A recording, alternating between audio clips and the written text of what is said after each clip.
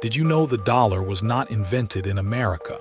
In fact, the word dollar comes from a 500-year-old European silver coin that existed long before the United States was even a country.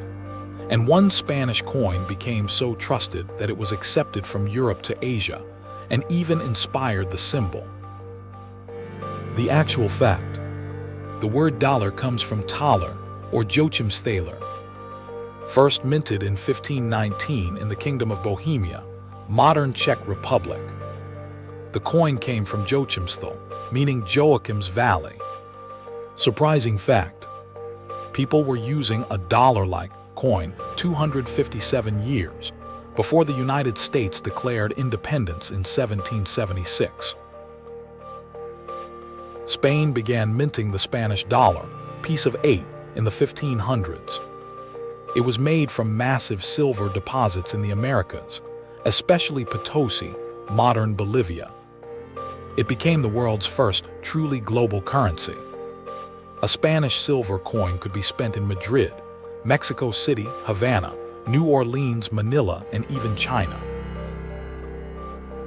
Spain began minting the Spanish dollar, piece of 8, in the 1500s. It was made from massive silver deposits in the Americas, especially Potosi, modern Bolivia. It became the world's first truly global currency.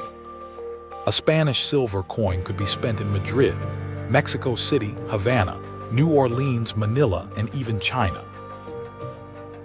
Before the U.S. had its own currency, colonists used many foreign coins. The Spanish dollar was the most trusted because its silver content was consistent.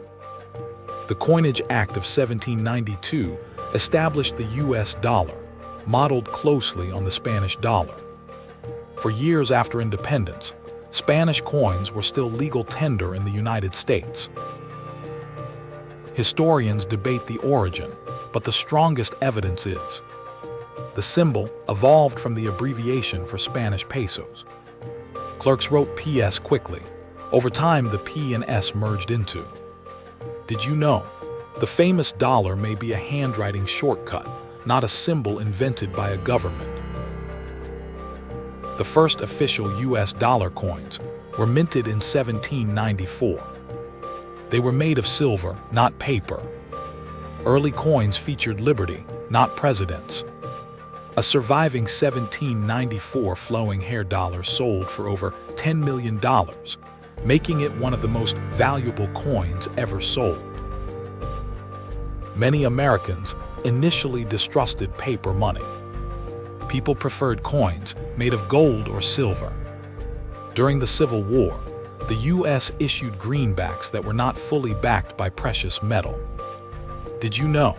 At one point, people argued that paper money was just government promises printed on paper. The U.S. formally adopted the gold standard in 1900. Dollars could be exchanged for a fixed amount of gold. A $20 bill once represented a specific quantity of real gold held by the government.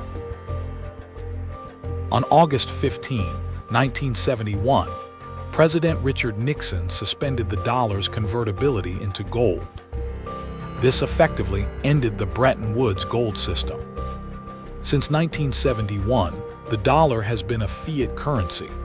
Its value comes from government authority, economic strength, and public trust, not a fixed amount of gold.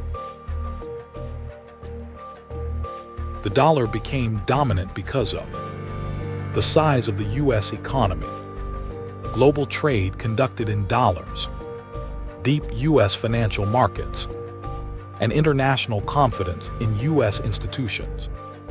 Roughly half of global trade invoices are denominated in U.S. dollars, even when the United States is not one of the two countries involved in the trade. The dollar became dominant because of the size of the U.S. economy, global trade conducted in dollars, deep U.S. financial markets, and international confidence in U.S. institutions. Roughly half of global trade invoices are denominated in U.S. dollars, even when the United States is not one of the two countries involved in the trade.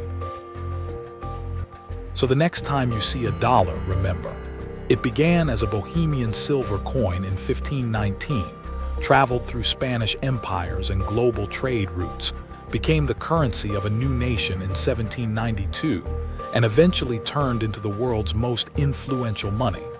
The most surprising part: the dollar's greatest asset was never gold or paper, it was trust. Enjoyed the content? Hit that subscribe button and drop a comment below. I'd love to hear what you want to learn about next.